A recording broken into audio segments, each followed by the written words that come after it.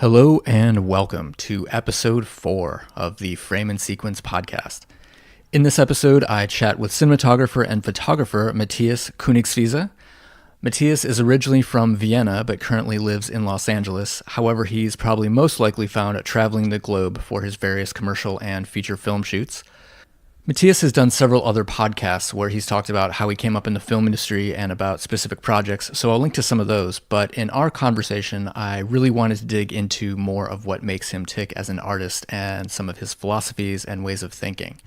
We do get into a few specifics of his most recent film, Christopher Robin, and talk a little bit about his longtime collaboration with director Mark Forster. But he also shares some great insights about his approach to both his still photography and how he approaches projects as a cinematographer, and just generally how he thinks as an artist and how he leads an artistic life. This was a really fun conversation with Matthias, and I hope you enjoy.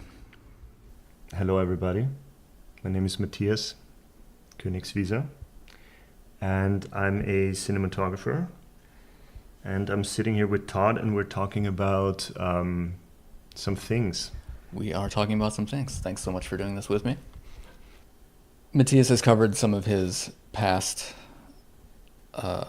coming up through the music video realm and commercials and all that, so I will link to some of those other sources, and thought we would just get into more of a sort of casual, personal conversation about what gets you going artistically and what you like to think about in regards to projects and picking projects and stuff like that. And before we pressed record, we started talking about the film versus digital, I don't know, what would you call it? Debate? Yeah, it's the debate. It's a very annoying debate actually by now, because it is film and digital. I want to call it. I want to say and hope that's the case in the world that we live in right now. I think people were confused, for a while of like, what's the better format? What is the pros and the cons, and why go back to something when you can shoot much more easily and something is much more accessible? When you shoot digital, essentially. But I think the more people shot digitally, the more they saw that in order to apply my own handwriting or to get more out of it, I want texture, I want like certain maybe happy accidents, In order to have a light leak, you would have to just plug in a filter in digital, but in film it just happens and you get the footage back, and all of a sudden it's just like this beautiful pain of realizing that something has happened, but in the edit it just works magic. And that's something I would just hate to give up in a purely digital world. So I hope it's not a film versus digital anymore. I think people are smart enough now to understand that there is a certain an undeniable quality about film and an essential tool in your toolbox to just pick up when you need it. Would you say that there's any moment when digital is the obvious choice, when you would maybe forego film? Yeah. Yes. Sometimes, definitely. Yes. I mean, there were moments. Yeah, I talked about Christopher Robin quite a bit recently, so it's a little bit. I'm trying to we don't have to talk about other things, but because it's out there in the world, But it was definitely a moment for me. Shooting film on that film was definitely the gut feeling choice. But then through the R&D and figuring out different techniques, I saw that certain things really had to be done digitally. And so it was actually really educational for me, and I fully embrace it in that respect. And we talked a little bit earlier about still photography, that just the fact that you can focus so much more critically on digital is a massive thing in stills, but so much more so in moving images. You have a macro lens with a diopter, anamorphic, tons of distortion, and you want to focus on the eyeball, right? Right. Good luck on film. I mean, you really have to have a live image to get that right. Unless you focus on your own with limited movement and your subject is super restricted. But I hate doing that. I always like to have the actors move about however they want to move about, and then, the camera follows. So that's when digital is unbelievably good. because you can do that and you get a new aesthetic out of that, right. which is really fun. Yeah. If you had to pick a digital still system, would it be the Leica? I have issues with the Leica a little bit because the reason why I bought it is because I liked the rangefinder. I like looking through the camera, holding it close to my face and using it like a traditional film camera. But it proved to be really difficult with the rangefinder to shoot against the sun and shoot backlit and shoot in low light, because often it just does not want to kind of show you the focal. It just doesn't want to give you the focus right. And so I've been using the live view more often. And at that point, I was like, okay, I'm using this camera wrong. So I'm still having a bit of, sometimes I love the images that come out of it, but usually I like the film way of shooting much more. And somehow, yeah, I still have to find the right digital camera, stills camera. Right. I have not found it. Do you like to take a stills camera with you when you are DPing something? Yeah, definitely. So I used to always have my Hasselblad with me, which was really rewarding because so many beautiful things you see randomly on a tech scout or shooting, I could capture in medium format, and it would have such a different aesthetic than what I would actually capture on, motion picture film or a digital camera. It was its own thing. And so I really enjoy it, which I'm doing now more too. I usually take my M10 and then I take the Hasselblad, or I take the M10 and the M6. So I go film and digital and I can interchange the lenses. Right. So yeah, but most recently I've been going 35 and digital on the Leica, the full Leica system to kind of... and is the M6 your go-to for the analog? The M6 is... Recently I've really enjoyed the portability, and I think every camera system... Your let's put it this way, I think your aesthetic adjusts according to which camera system you're using. Because sometimes you can focus really fast, and sometimes the resolution is really high, and sometimes that this and that, and just the form factor, portability, and the technical ins and outs and virtues of each system make me a slightly different photographer. And right now I just like to shoot faster and do more street photography, and that's where the M6 is great. Oh, very cool. But I think from what I really like is to be either in nature with a camera or really work with a subject and model them and design the frame. So speed has never been that important to me. I can work with a really slow, complicated camera and actually really enjoy it. I absolutely love your still photography, and I think that's the first thing I ever saw of yours, and went down the rabbit hole on your website, and they have such an emotional, moody feeling to them. When you shoot your personal work, are you using something you have in mind before you start shooting, or are you finding it on the day? Both. It depends. Sometimes you randomly drive around and you see a certain street corner or an empty lot or whatever it is, some kind of wall texture, and then I remember it and I'm like, okay, what can I model around that? And I think as cinematographers, we're really used to really studying light and knowing the time of day and when either the sun is right or when the sun bounces off of a building, or you get a certain reflection, you get something that you just couldn't recreate in a short time window. And I really love that, the right location with the right lighting. And then, sometimes it's just the mood and it's empty and it's wonderful. And sometimes you have a subject and you make it all part of it. But yeah, it can start with the person, it can start with the location. And often it starts with light. I think that's the main thing. I mean, just waking up in the morning in my apartment, the light is so incredible that right away I'm extremely inspired, and it's so difficult to even make it to the coffee machine because I want to just dig in and capture that, For sure. Luckily, there's Instagram stories, like it's a savior, because you can get it out of your system and move on with life. You don't have to load film and do all this. Right. Do you find that you shoot every day? I shoot every day. Yeah, every day. I mean, in terms of, I shoot every single day. Yes. On film, not every single day, but I would always have a roll loaded in my Hasselblad and in the Leica for sure. Yeah. And then just, sometimes it's crazy what happens. When you have it on film, it's just that much better. For sure. You know, it's like, hey, if you go through it, your whole life and you take one amazing shot on film every month, let's say, right? And then you're like 80 or 90 and you have an exhibition. Holy shit, I want to see that exhibition. I mean, it's the best, right? Or like Bruce Davidson, for example, right? I met him in Vienna through a friend of a friend. Actually, Mark Forster told me he's in Vienna. So I met him and I actually didn't know who Bruce Davidson was. But he was about to get a Life Achievement Award, this and that. So, hey, you know, I mean, serious educational gap here. You know, I missed out on a massive photographer. And I saw his work and I was absolutely blown away. And I mean, here's a guy, and sure enough, I met him and he had an MP4 around his neck. Because that guy's ready to shoot. Like, he's ready to push the button. He only pushes the button on film, and his shots are crazy. Like, I don't even know how...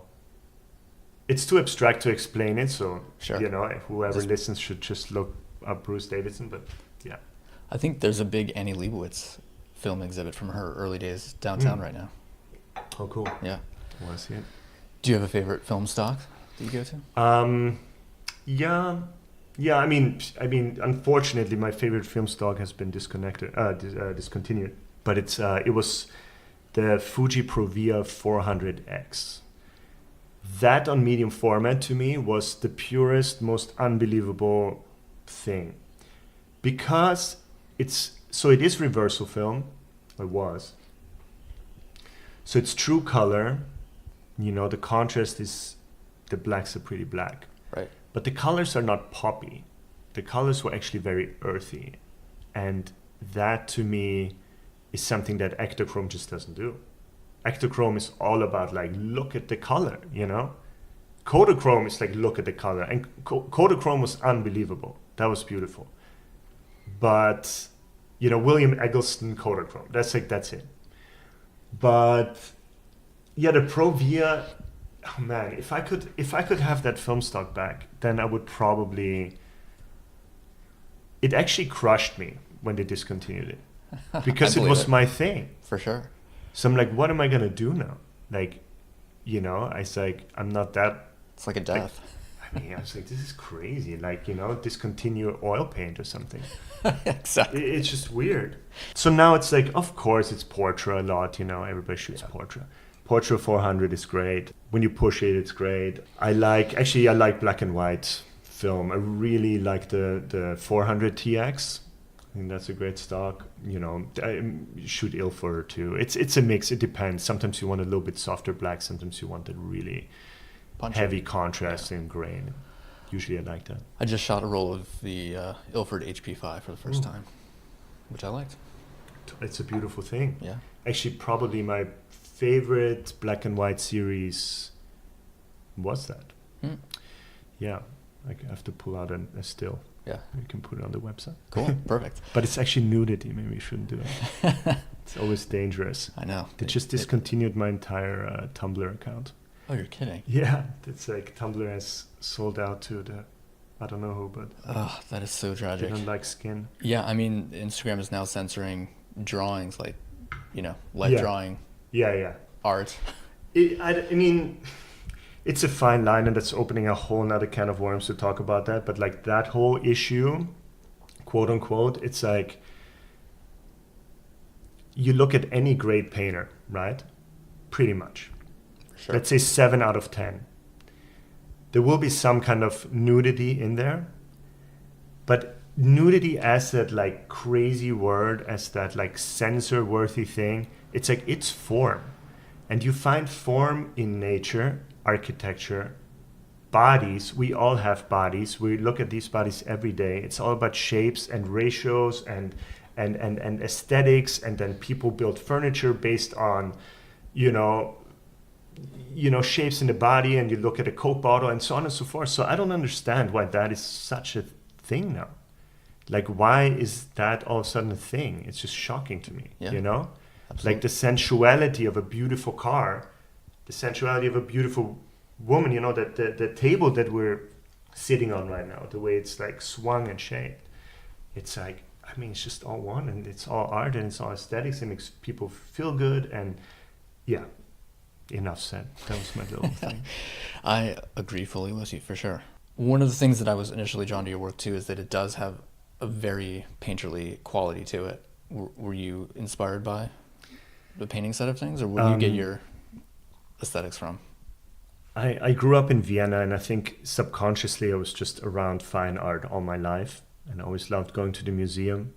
It's also, I think, when you see the world in a more desaturated way, in a softer way, growing up in, Central or Northern Europe, Eastern Europe, we don't have much sun.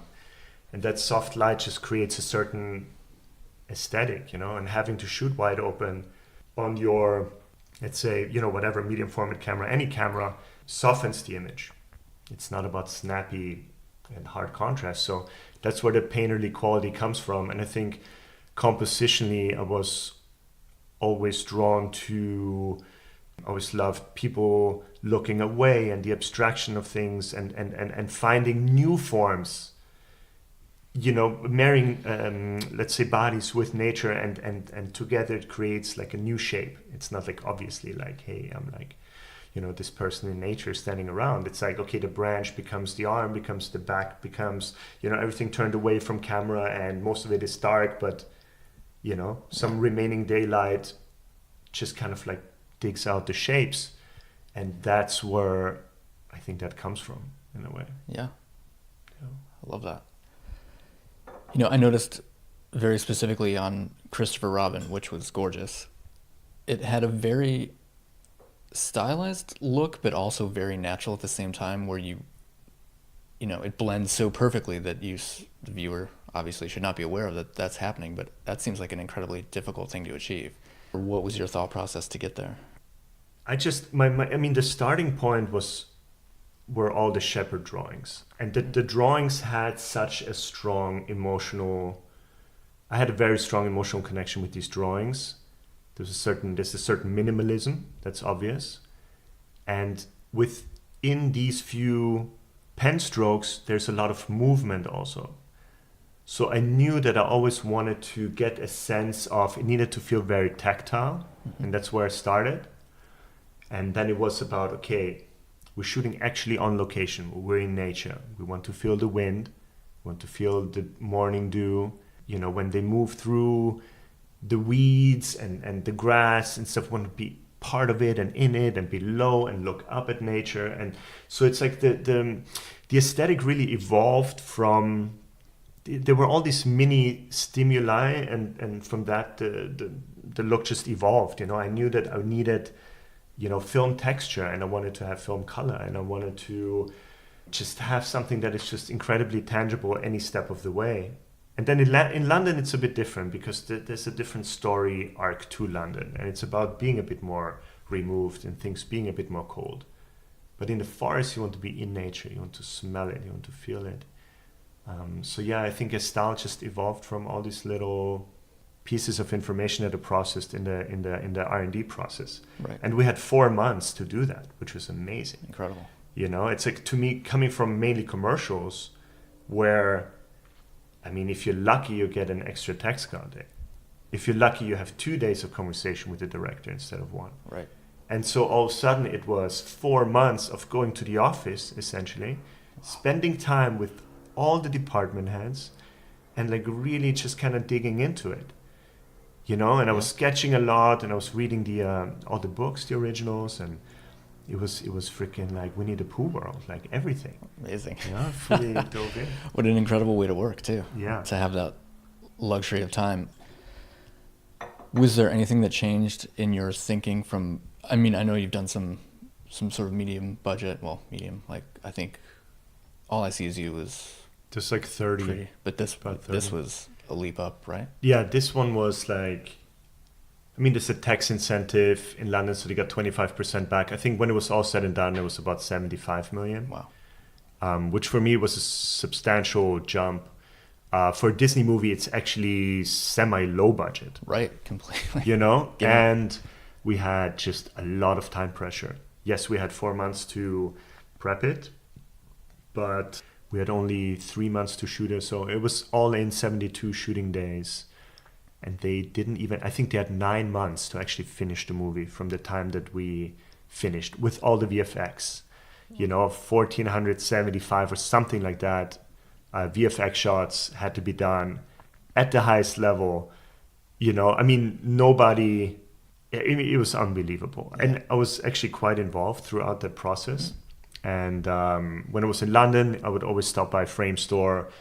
When I was in Montreal, I would stop by Frame Store, talk about lighting, talk about my philosophy, look at what people have been doing, and got a really amazing behind the scenes of everything. And so it was always good. I did virtual camera whenever it was needed. So whenever it is full CG, which is really only Winnie the Pooh's house when he wakes up, that scene, it's still all my shots and my lighting, everything. So, we spent a lot of time together. It was beautiful. Wow. What was the biggest challenge from you jumping to that budget level? There's something about communication. There's something about the sincerity of everything. There are a lot of meetings. Everybody gets together. There are a lot of abbreviations, and where you're like, well, just 3 letters. I didn't know what any of that meant. I always said yes and just whatever. But it's just a different thing. It's like now you're in a different league. All of a sudden, everything is very. It's quite serious because there's a lot of money on the line. And people will turn towards you and be like, what is your opinion?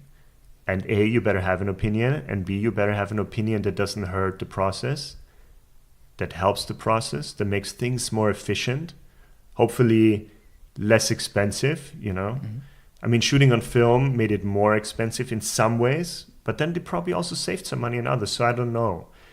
But I just wanted to always push for what I felt was really right, but also have the community in mind. I wanted to make sure that everyone is, it's good overall. Right. It's a good thing. It's just different. But I think with the right people, and I did have the right people around me, it was very good. I could always ask questions. I asked a lot of questions in the beginning because I really wanted to know. I didn't want to just show up and then stay quiet and then leave again. Right. And that was the movie. Yeah. I was like, I'm here. It's an amazing opportunity. I want to fully embrace it. I want to fully embrace that leading role. And here we go. And it wasn't in the beginning. It took a few weeks to really get full self-confidence because I just shoot how I shoot. I did not grow up in the studio system as a camera assistant, then as an operator, and then as a cinematographer. Right. You come from music videos. It's the Wild West. It's whatever, right? For everybody. Right. For producers, like the directors, everyone's kind of doing their thing. And suddenly you find yourself in a very structured world, and working with operators too. It's like, I'm like, oh, I have operators, great. They're like, no, they're operating the camera. I'm like, what do you mean they're operating the camera? Like, I'm operating the camera. Like, that's, like the I'm like, give me my camera back. Like, that's weird. So that was a big learning step for me. And it's also delegation, right? And like, how do you remain yourself yet function in this new ecosystem? Right. How do you tackle a complex scene like, for example, the scene in the train station with the red balloon was just gorgeous. How do you even approach something that complex? Yeah, it was really complex, actually. It was really abstract because the thing is, so this train station is the original Dover train station, which was one of the biggest hub commercially and in terms of people traffic at the time. Now it's a parking lot. And it stayed a parking lot when we were shooting, so we just cleared the cars out. And at first we were like, okay, they're going to come in, they're going to clear out the concrete, resurface the train tracks. I was like, really? Okay, I guess this is a big budget movie. It's like they're going to rebuild the Dover train station, copy that. So, but then cut to reality, and even on a movie of that scale, it was like reality struck, and it was like, no, it's still a parking lot, and you have to make it work. All right, cool. So now it was, art department did magic, dressing everything up. As trains, we actually had just train bucks on on pulleys. So people would actually pull these trains through, which were just kind of hollow, like things of nothingness. And then visual effects would put, the shells on. But then again, to make it good, the lighting has to be really on point and interactive. So let's say, for example, I put a big light up and the light shoots across the train platform, but when the train goes through, that would be blocked. So you have to take that into consideration. So all the lighting, the gripping, all these things had to accommodate for that. When there's a reflection, we played with mirrors as if the sun was hitting off, the moving train's glass and creating some things. So there are all these subtle things that I wanted to incorporate to make it really real, because I'm so allergic watching VFX heavy movies, and it's just like, it seems like it's pasted on. I was like, I cannot be part of a film like that. Right. It's terrible.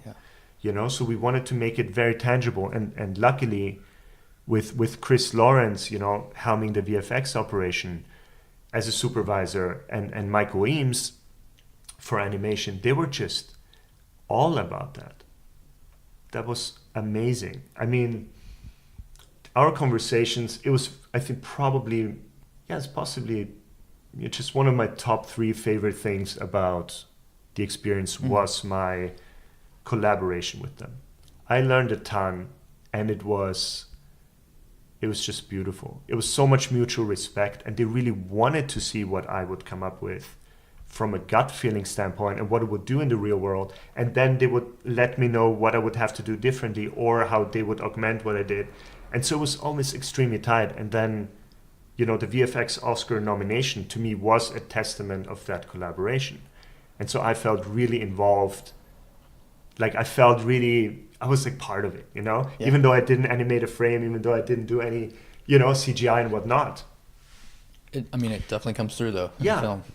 I animated the camera a bit, CG camera, but for sure. That was phenomenal. I mean, the train station is, how do you sorry to get back to your question. No, of course. How do you approach such a complex scene? It's really, it's baby steps, and on a film like this, you usually have the time. We all walked onto basically the parking lot as a blank canvas. We used tape, and it's like, okay, here's the train tracks, here's the shop.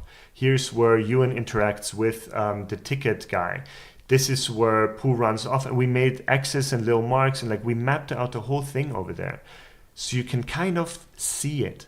And then I would take pictures from the vantage points, from the bridge, from this and that. And I would kind of see, okay, this is where you use the cable cam. This is handheld. This is Steadicam. This is whatever. We can use multiple cameras here. And Mark Forster is very good about his planning the scenes with diagrams. So we just print out bird's eye view, very rudimentary maps of the location, and I can draw in all the camera angles. Oh wow!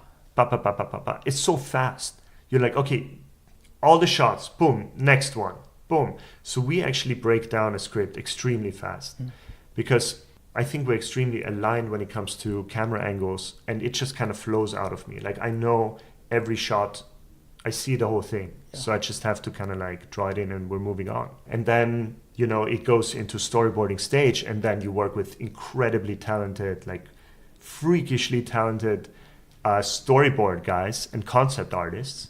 And the concept artists will draw you, paint you an amazing scene that captures the look and feel, at that given time in the story.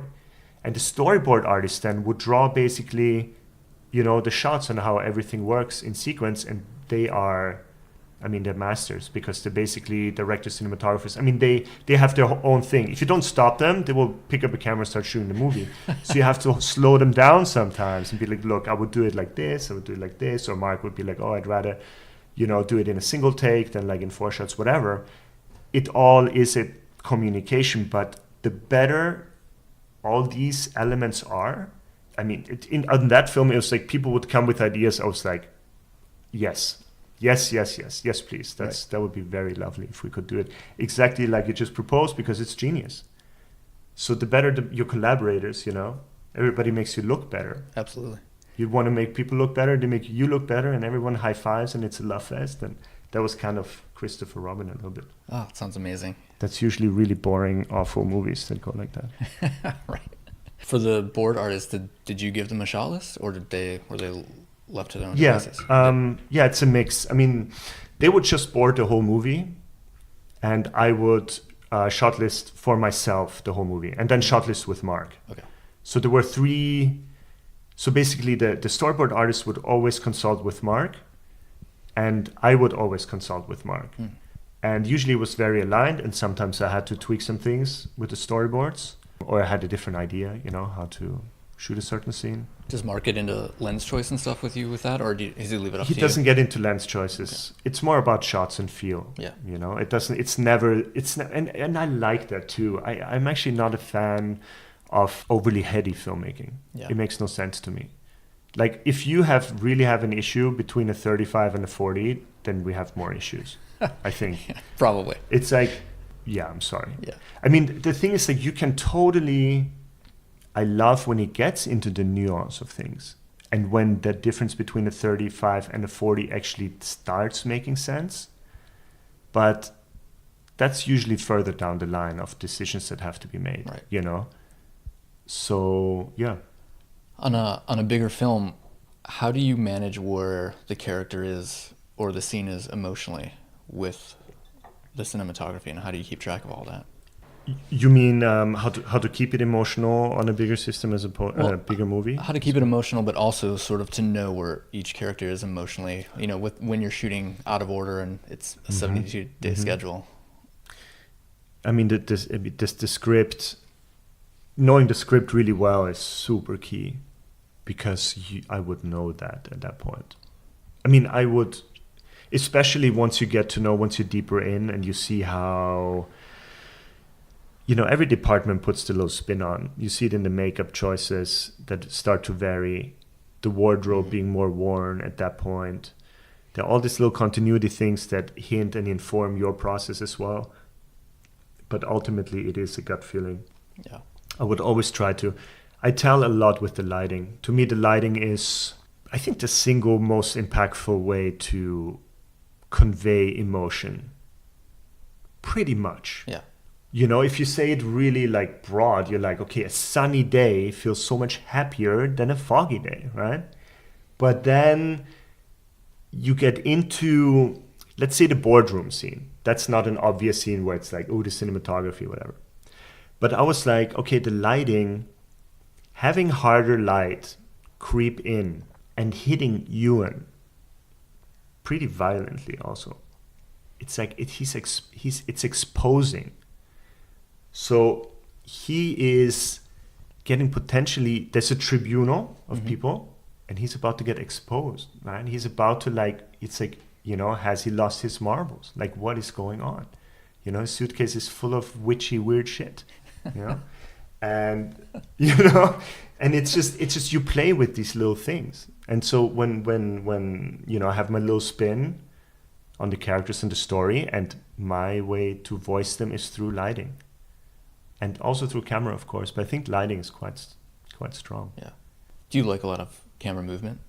Yeah, I do actually. I think I always move the camera. Actually, I pretty much always move the camera in even if it's a static shot, is it a breathing handheld moment, or is it? Yeah, I think I like movement. I mean, I think that's cinema. Cinema is about moving photography, and yeah, I love that.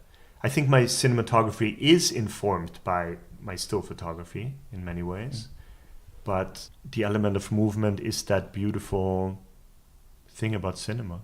But I admire also directors and DPs who can shoot a whole movie almost in lockoffs. It takes so much deliberation, restraint, and kind of precision to do that, and I would love to do that too. I would love to try it. But my instinct is to move, and the editing, I like when my movement really helps also the edit, because I come from a editing back. I started editing before anything, and music, and yeah, I don't know, it's all these things, Yeah. It's a form of dancing or something. For sure. Yeah. I think you probably already answered this, but it seems like you like to just, rather than design a shot ahead of time, more kind of feel it out on the day, or is it a blend of things? I mean, you have to plan. You absolutely have to plan things because you need the right equipment on the day. You know, grips have to lay track beforehand. You know, techno cranes have to be brought into the most impossible locations days ahead sometimes. Mm-hmm. So yes, I plan, but I leave room for experimentation always. I think my thing is I need to have a handheld camera ready at all times. So it's like, you know, sometimes you can get carried away with, let's say, okay, a cable cam shot. And all of a sudden the camera is literally tied up. And you see the most incredible thing somewhere. Right. You don't have a camera, it's an issue, you know? So I like to have the option of really go bare bones, mm-hmm. you know, even if it's about pulling my own focus. You know, sometimes I did that actually on Christopher Robin. I just yanked the camera and it was really kind of frowned upon. But eventually I was always supported actually. My team was amazing and they were always supportive, but they looked at me a little bit like, first of all, what the hell is he wearing that looks like a fishing rod around his waist, sticking up with the camera dangling off, right? That's not really a feature film thing. You don't show up with the easy rig and just hose things down. But, you know, I kind of did bring that a little bit. I did hose things down sometimes. And it actually, you know, eventually I think people understood also why. Because it brings an immediacy and it helps blurring the line between something that's fabricated and something that's real. And this is actually a powerful tool, but in combination with the big stuff. And, right. You know, it's like you want to use it all and use it right. But there is a place for it. For sure. You know. Do you lean on the easy rig a lot in commercial stuff? Yeah. It's a mix. I mean, I with the Mini, not so much anymore because I can actually swing that camera around without an easy rig. And I actually really like holding the camera quite low. And on the easy rig, that's not really ideal. So I like to just undersling the camera and hold it on the handle a lot and run around and do whatever. But I mean, the easy rig, it used to be much more important than it is now. Because now the projects are getting bigger and with bigger budgets and more complexity, the easy rig is often just on the truck, just in case. Yeah, more toys. Yeah, more toys. Do you approach your commercial work differently than you approach a feature?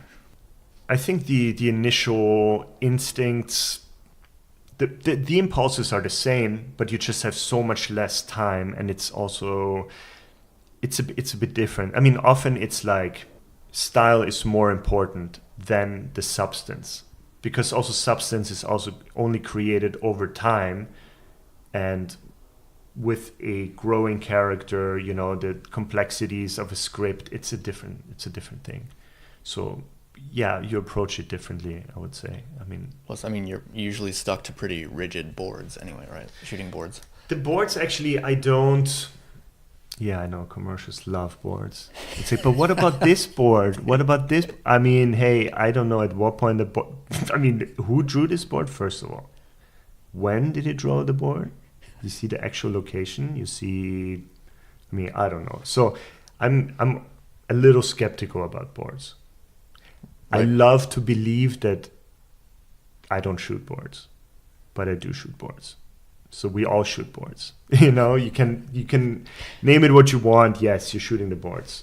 But within that, you know, sometimes you're basically part of in the creation, you know, of certain things, angles and whatnot. And sometimes it's literally, you have to shoot the board, and then you try to make it as creatively artistically viable and creative as possible within the constraints. Right. That Toyota commercial that was in the Super Bowl was pretty spectacular. So, like, the creative on that was actually good, and I don't say that about many commercials. So, that is, you know, there's a certain thing to be said about, let's put it this way, certain directors have the luxury of being part of the creation process with an agency. But more commonly, the agency will give something to the director that is already basically more or less set in stone. And then within those constraints, the director can be creative, and make it the best it can be. On Toyota, Mark was involved early, so that was really good. They were on board to do this idea, and yeah, it was good. I mean, it was still a struggle. It's very hard to shoot a commercial. Oh, I bet. It was ridiculous. And it was a rare thing. And I knew reading it, I was like, okay, I need to really give my time to this project. This is not something where you show up on set and you shoot it. We had, I think, almost 3 weeks of prep. Wow. How many shooting days? I think in the end it was 3 days. Wow. Yeah, it was only 3 shooting days. In New Mexico, in a remote location, the spaceport, Virgin Spaceport, near freezing temperatures, sometimes freezing temperatures. Wow. Like, try to do a wet down, then send a car at high speed over like basically an ice lake. I mean, it was just, we got there were a few curveballs attached to this project in particular. But, I think what it always comes down to, I mean, it was somewhat designed to fail, actually. This is a little bit of a harsh thing to say, in public, but it was definitely extremely challenged, this project. Yeah, I bet. Because also I think some people underestimated the magnitude of what it takes to actually get qualified crew in large numbers out on a short notice in a remote location doing cable runs that are crazy. I mean, doing like, okay, how many Jennies, how many this and that? We're building the structures. We're putting the lights where they're going to be put in CG because they have to interact with the car. They have to flare at the right time, all of that. So in order to do this right, you really want to, build as much as possible. And constantly I was asked, like, why do we, like, why are we doing this? Like, why are we doing that? Why is it like this? Why is it like that? And like, I know what Mark wants now. Mark doesn't mess around. Mark doesn't want some cheap shit. I'm sorry. He doesn't want some cheap shit. I mean, he doesn't want, it's like, it doesn't matter. Okay, what's the budget? Okay, cool. It still has to be good. It has to be. It's like, we're not going to do this unless it's like the best it can be. So, or we're all staying home and we're shooting in the parking lot in LA. Like, let's either go all the way or we're not going all the way. So you're walking this fine line because you want to be politically correct. You want to do all these things, but you still have to push extremely hard. Like everybody, yourself, your crew, the thing, but I had multiple meetings on this table. Everyone is around it and we're all like, how are we going to do this? Like, okay, here's the lighting order. Boom. It was the most insane. I was like, yeah, I mean, let's do it, I mean, boom, it's, like how many Asteras and Quasars can we get? How many are in LA? How much are in the US? How much are, so it was like, it started at a pretty crazy point, but eventually you wheel it back and you get smarter and smarter and more efficient. And I think we just about pulled it off. Yeah, I would say so. I mean, it's incredible. I will definitely link that for people that want to check it out. I know earlier on in some interview that I read or heard you talk about your early doc work. Are you still interested in documentary? I'm working on a documentary, on my own documentary right now. Yeah, I love it because to me, I mean, what's so intriguing, I think, about documentary and not documentary in the traditional sense is that it gives you room for abstracting things and to put a filmmaker's touch on it that essentially maybe warps reality in a way. Maybe it is a lie, that I'm telling by doing so. But it also creates a romanticized realism, and it creates something that potentially goes deeper than just showing the facts. I think facts is more television like reporting, and cinematic realism in documentaries can be something very poetic. And there have been very strong examples, I mean, throughout film history, really, but like also recently, and I think it's being really embraced. And working with Alma also, she has definitely had, an impact also on me, how I see the world. And I was always into dancing and movement. And it's like, when we shot Bombay Beach and dancing became I mean, these real people, you know, were doing choreographies. You know, they were like, it was amazing, like to see them do that and really express themselves through movement and dancing, which was so foreign to them. But it's such an interesting thing that was created, you know, it was so magical. Yeah, I'm working with a ceramicist right now in 29 Palms, and we're making a little film. Oh, very cool. I shot all the stills on film, and then I shot everything moving on digital so far. But I'm actually reshooting also things that I've shot already because it's not the right format. Oh, interesting. It really has to be on film. It just has to be. It's like, it's one of those things where you see that you just, you know, you picked the wrong paint. It's just not quite sticking on the canvas. Got to wipe it clean and start over. over. No, starting over. Will you do Super 16 or 35? I actually want to do a mix of, it's mainly Super 16, some 35, and I want to shoot some 65. Oh, wow. Yeah. For out there, that'd be incredible. Yeah. I think that's one thing I took away from Christopher Robin. It's like, you know, it started as, when I talked to the producers, it started as a just wanting to test a roll of 65 almost as personal. Can I just test one? I knew they just had done it on Nutcracker, so I was like, can I just smell the can of 65? Like, can I just get weird with it? And that test actually turned into shooting it partially on 65, which was... Your nefarious plan worked. It is undeniable. I mean, the beauty of it, it looks almost three-dimensional. It has so much depth. And I think it has to do with, this is probably completely wrong, but I'm just going to make it up and make it look... I'll believe it. Believable. But like, it has to do that the emulsion is perhaps a bit thicker also than on 35. So all the crystals and the way the light interacts with the crystals actually creates depth. And when you shoot digital, that's not the case because it actually falls on a flat surface, right?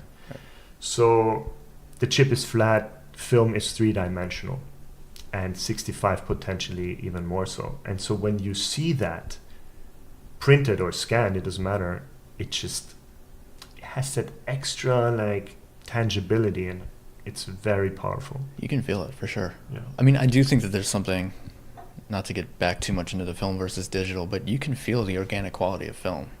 I mean, you can feel it. Yeah, it's undeniable. It really is. I just got a roll of black and white 35 back, and I actually shot, when I was in Miami, I shot on the M10 and on the M6, like simultaneously. Because I would just be like, okay, you know, if something is wrong with the film, and I was actually traveling for 4 weeks after, so I was just dragging the film from scanner to like, I mean, from X-ray machine to X-ray. You got to X-ray it like 8 times. I was like, okay, I need to have something, so I shot digital as well. And so I got really used to the digital images, and I just got the film back the other day, and I'm looking at the film, and especially on 35, like when you look at 35 and you look at digital, especially on wide shots, I mean, it is, the lack of definition on 35 is like, it's astounding, right? Mm-hmm. Sometimes you're like, wait, what? It looks out of focus. But you spend a few hours with that image, and all of a sudden you see that it's not about being able to zoom in 400 times and seeing the fucking like cherry blossom on the... No. It's the emotion, yeah? It's like you're there. That's how I felt when I saw it. It's not exactly what I saw, but it's how I felt. And that is so powerful. I think, at least for me, that is the definition of a successful photograph. If I can make it look how it felt on the day, to me that's... Exactly. Yeah. Make it look how it felt. That's exactly it. Yeah. Are there any films from film history that are deeply inspiring to you that you return back to?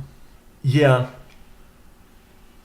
It's such a cliche, but I mean, 2001 to me is really special, and so is Solaris. Mm-hmm. And for different reasons. And I think that there is something about when a film starts with just sound, and then, you know, you get the desert, a bunch of monkeys running around. They're obviously fake, but you don't care, because it is just, there is something about the craft and the slow build and the severity of then switching to space, and like, yes, one of the most famous edits, we all learned it in film school, but it's just the way that film builds is bananas to me. I love it. It's like meditation. Mm-hmm. And also Solaris. And I think there's something about, Russian cinema is just incredible.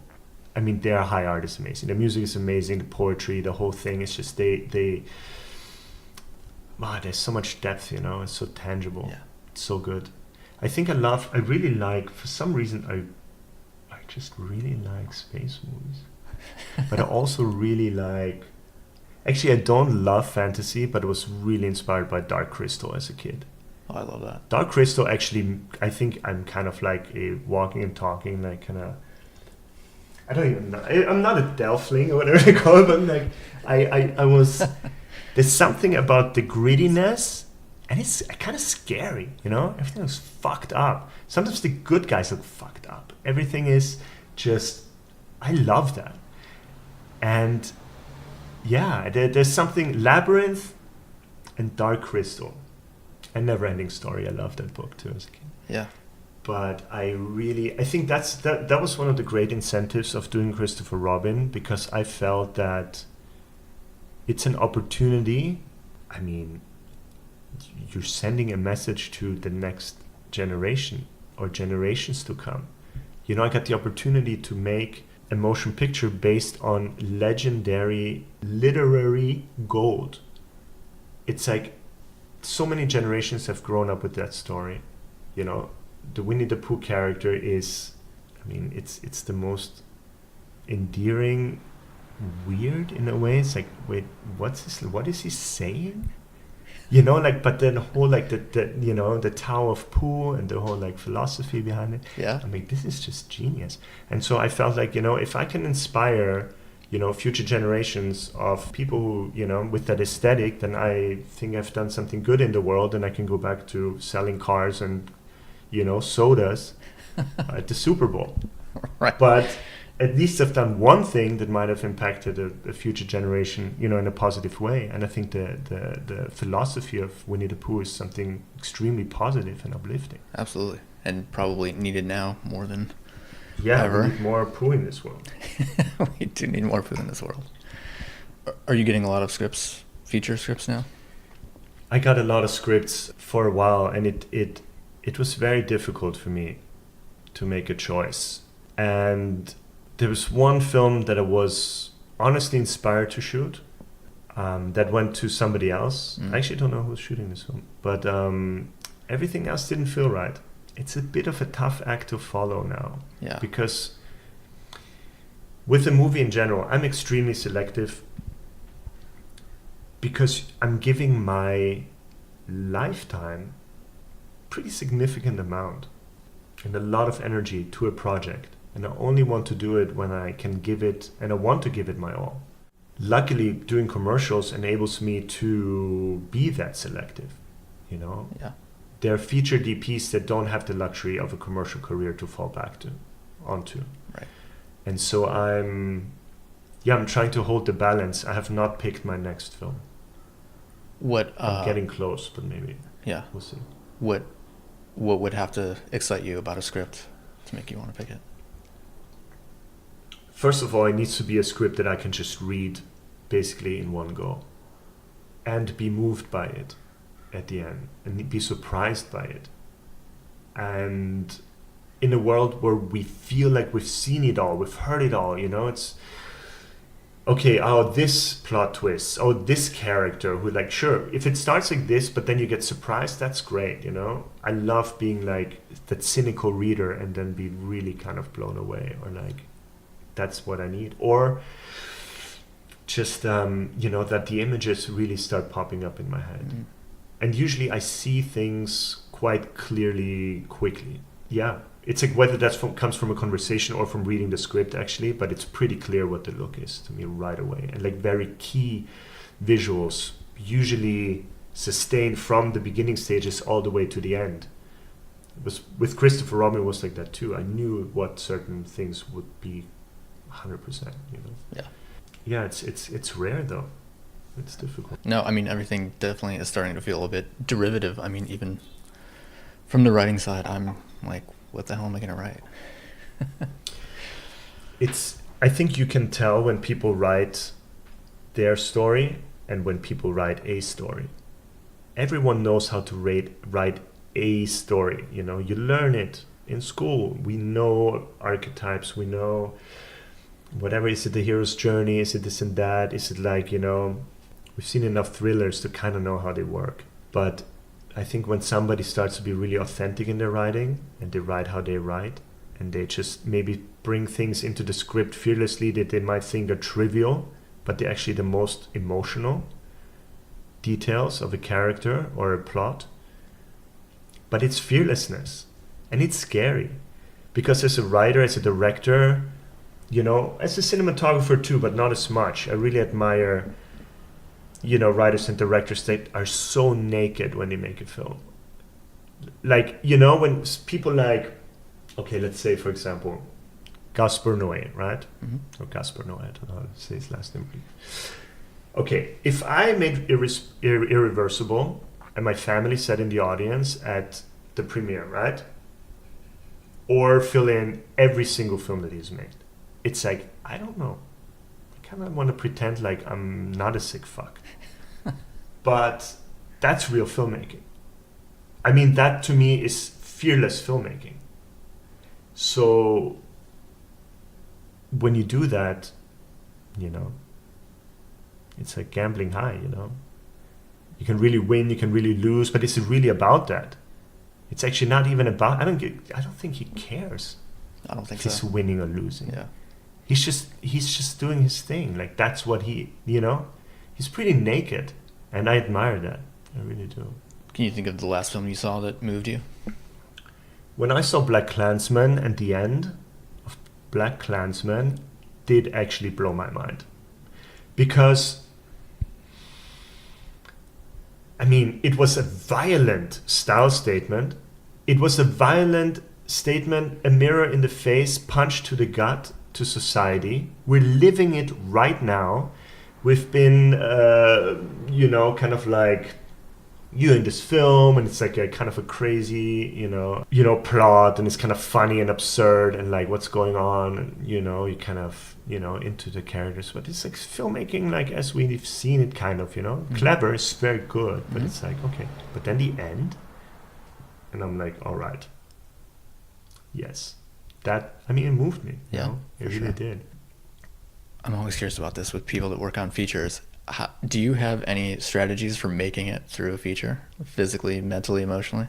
I mean, yeah, the whole feature thing seems like it's like a marathon, right? And you really, my goodness, it took me years to kind of be like, okay, I'm doing it, you know. And come 2013, you know, I shot and finished my first feature, and it was like, felt like the hardest, craziest thing. I was beat down. I was like, why would you do this to yourself as a career? It's crazy.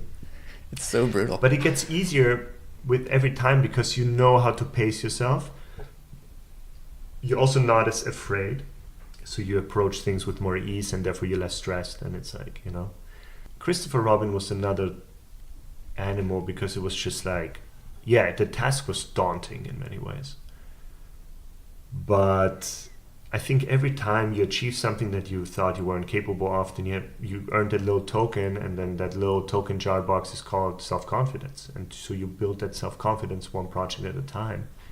And also athleticism and stamina, you know, and you go to the gym. I mean, as a DP, we have the luxury, you know, when you're really busy, like of shooting all the time. So it becomes like, when the camera lands on my shoulder, I don't even feel it. Like I'm one with it because I do it all the time.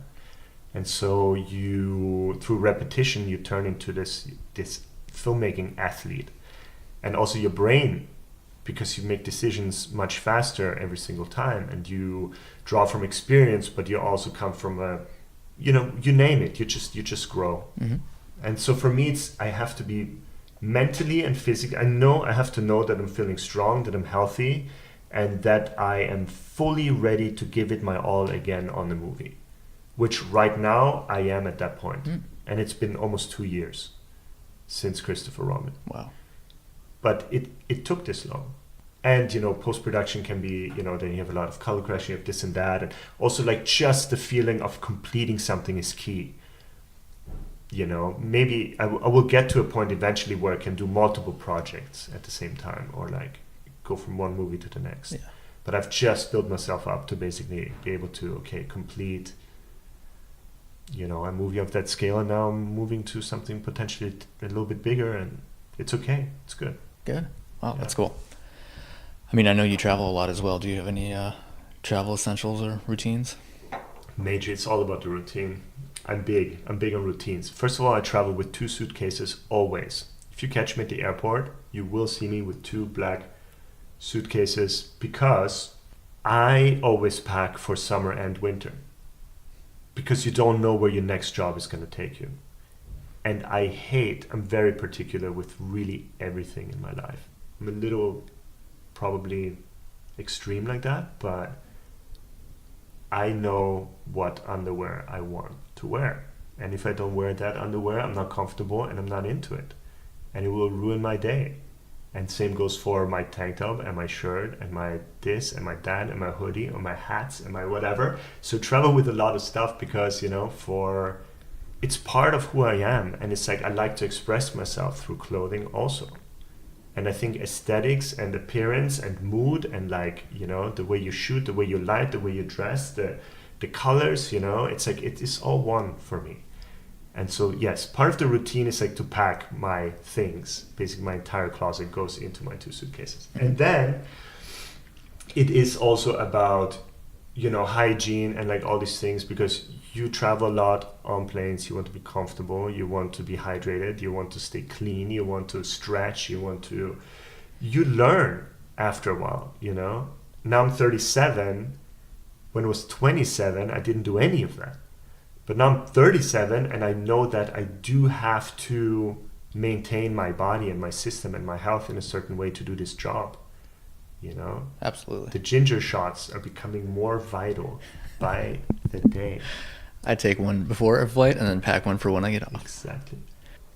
Just sitting here in your apartment, it's obvious that you live a very aesthetic, dare I use the word, curated life. How did that evolve, or where did that come from? Have you always been that way? I think I've always been that way, but it's more visible now, because through traveling and collecting things and, you know, having my interests move, you know, from mainly photography to now a lot of music and, like, into, you know, furniture and designing things and building things and fashion and so on and so forth. It's just like, I think my taste is more outward now, but it was always there. And I also see it in my early work, you know, as a cinematographer, photographer. It's like the DNA has always been there, and it's just about, like, that refinement. And also, I think I'm quite influenced by, I mean, my grandmother was always played a huge role in my life, and the way she raised me, and I think she's the ultimate role model. Mm. And she is probably, besides that she has written, you know, bestsellers, she's been a very successful consultant and woman and head of the family all her life, but she's always been incredibly well dressed and put together, and her, you know, her houses and apartments are just, I mean, she's really an interior designer. I mean, she's a lot of things, but she is really an interior designer. Yeah. And the way she knows how to combine colors and textures and tell a story as you're moving from room to room, it's just amazing. It's second to none. Incredible. So I think I got a lot from that, actually. Yeah. It's I really, and she's her garden is unbelievable, you know. She's a massive gardener, and I'm really into gardening and plants, and very cool. You know, and the how to keep those alive is another podcast. For sure. As a traveling cinematographer. I would imagine so. Yeah. That's great. I think that's pretty much it. Cool. Is there anything else you wanted to get into or talk about? It's the opportunity now to say something. It's a funny and it's an amazing way, I think, to make a living with what you're really passionate about. Because the beauty is that time goes by really fast because you are really invested and you love what you do. But there's also a torture element to it because you are your own worst enemy and you want to always you're never good enough. You're like, but I don't know. I can always find a reason why I want to go again and go again and go again. Yeah. It's like the director who does like a million takes because he knows he has not yet fully extracted everything. Like a Kubrick is probably, insane, like 70 takes, whatever. I get it. I don't want to be the person, and I'm not that person. I can move on. It's no problem. But as a life task, as an artist, there is a torture element to it. And I think we all have that in a way, and I think there is a beautiful suffering, And some people will be like, oh, it's so stupid, you have like the car and the this, and then you sit on the plane all the time. Shit sucks on the plane, but it's but not just like artistically, what you make, you're always almost like a step or two behind. Mm-hmm. What you actually are creating, what is being shown to the world is actually 2 steps behind. So now everybody, let's say if we talk about Christopher Robin or if we talk about certain photography or whatever, I have moved on to other things in my mind space. But the reality is like, it still has to surface what I'm actually doing as we're talking. Right. And so, yeah, and I don't know. Yeah, that's got to be a weird position to have moved on mentally, but still have to be talking about something that's like done. It's cathartic because you had distance and you get to reflect again on things that have happened in the past, and that's actually beautiful too. Yeah. So it's a really nice part of it, but I'm very excited for the next steps. Like I'm excited to show and do what is happening now, Right. Status quo. Are you into anything specific now, or what's the next thing? Besides, film projects that are now happening or not happening, it's very close to getting to the point to shoot another movie, but I think I'm very intrigued about certain personal projects I have. And one is the documentary that I'm doing, and another one has to do with photography and fashion and designing some pieces that will be incorporated also in film and photography, and then it all kind of finding some cross avenues between it all. It's really beautiful to have other hobbies, and it's so cross informative.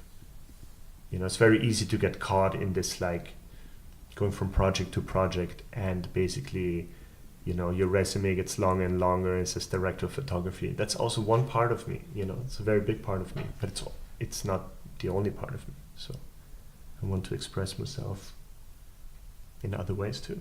Very cool. Well, cool, man. Thank you so much for doing this. I really appreciate it. It's great to talk to you. Yeah, good talking. Thank you.